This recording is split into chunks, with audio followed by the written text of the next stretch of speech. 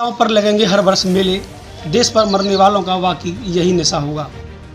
सन 1857 की क्रांति की झलक आज भी मथुरा में देखने को मिल जाती है।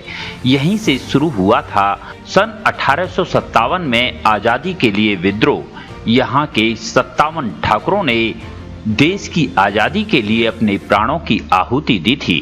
मथुरा से उठी चिंगारी ने पूरे देश में अंग्रेजों के खिलाफ विद्रोह छेड़ दिया था, जिसके बाद देश से अंग्रेजों को भागना पड़ा। हम बात कर रहे हैं मथुरा जनपद के गोवर्धन के गांव अड़ींग की। यहाँ की मिट्टी से आज भी ब्रजभूमि के रण बांकुरों के शौर्य गाथा की खुशबू आती है।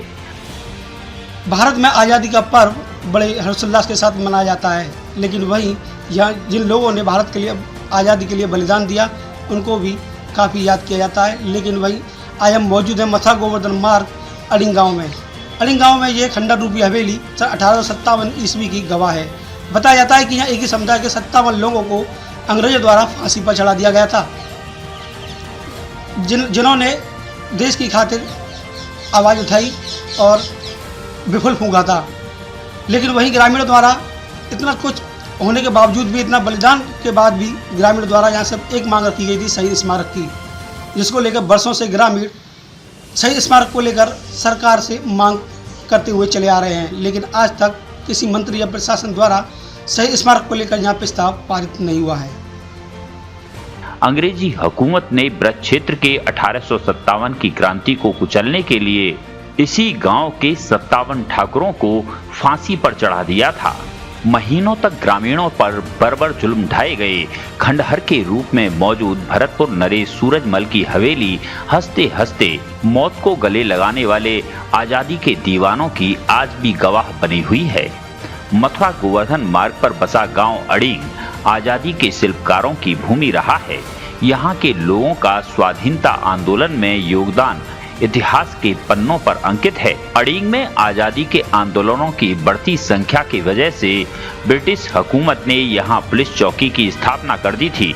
1857 के गदर के समय एक सिपाही अख्तियार ने बैरकपुर छावनी में कंपनी कमांडर को गोली से उड़ा दिया। इतिहास खंगालें तो बैरकपुर छावनी से मेरठ होते हुए देश में जगह जगह अंग्रेजी हुकूमत के खिलाफ विद्रोह की पुकार सुनाई देने लगी। विद्रोह की गूंज की वजह से तत्कालीन अंग्रेज कलेक्टर जनरल आगरा ने विद्रोह को दबाने के लिए एक विशेष सैनिक टुकड़ी बुलाई और इन लोगों ने सराय में 22 जमींदारों को गोलियों से भून दिया। इस दौरान अड़ींग के कुछ क्रांतिकारियों ने खजाने को लूटने का प्रयास किया। यहाँ के 57 ठाकुर जाति के लोगों को बाद में अंग्रेजों ने इसी ऐतिहासिक किले पर फांसी दी, जिसके बाद से यहाँ के ग्रामीण अड़ींग में शहीद स्मारक की मांग करते चले आ रहे हैं। लेकिन सदियां बीत जाने के बाद भी यहाँ शहीद स्मारक की स्थापना नहीं हो सकी। ठाकुर क्या नाम आपका? मेरा नाम ठाकुर पदम सिंह है। तो देखा जाता है कि ये जो किला है इसमें बताया जाता है कि शामों के लोगों को किसी को कोई फांसी का दी गई थी। 1857 क्रांति का गवाह बना हुआ है। क्या कुछ जानकारी है इसके बारे में, क्या कुछ कहना चाहोगे? इसकी जानकारी है 1857 में मध्य जून में यहाँ जो है ठाकुर समुदाय के लोगों को, जो जमींदार परिवार को बिलोंग करते थे, उनको जो है सुलह के नाम पर, और यहाँ जब 1857 में इस खंडर किले पर तहसील स्थापित थी तो वहाँ उन्होंने बुला करके सुलह न करके उनको मानो जो है ऐसे में कि आप हमारी सरकार हुकूमत के जो खिलाफ है, आप जो आंदोलन जो कर रहे हैं आप इसको ये समाप्त आप करें, अन्यथा हम आपको दंडित करेंगे। इस चीज़ को उन्होंने इनकार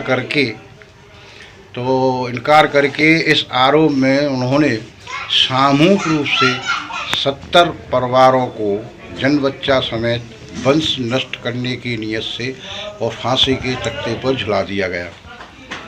इसका जीता जागता उदाहरण खंडर किला है, जो आज मानो जो है इसमें वो गवाही दे रहा है।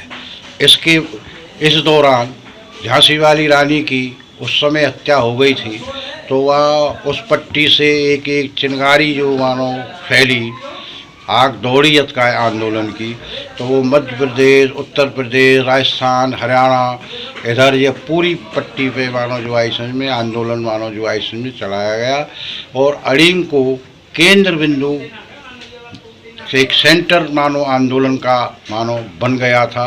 यहाँ सारे प्रांतों के क्रांतिकारी लोग आते थे और बैठक और मीटिंग करते थे। इसके उस दौरान अड़ींग में ही थाना था, आज भी थाने की बिल्डिंग मौजूद है, बीजक लगा हुआ है। और इसके बाद अंग्रेज़ों ने पर अड़ींग के पनिशमेंट के रूप में 1868 में तहसील का दर्जा अड़ींग से ख़त्म कर दिया गया, थाना भी ख़त्म कर दिया गया और सदर तहसील जो है आइसंज में इसको मथुरा मानो बना दिया गया। इस संदर्भ में सन 13 से लेकर के 5 बार आइसंज में अनशन, क्रमिक अनशन, भूख हड़ताल, धरना, आंदोलन सामूहिक रूप से सब वर्ग को लेकर के चलाया गया।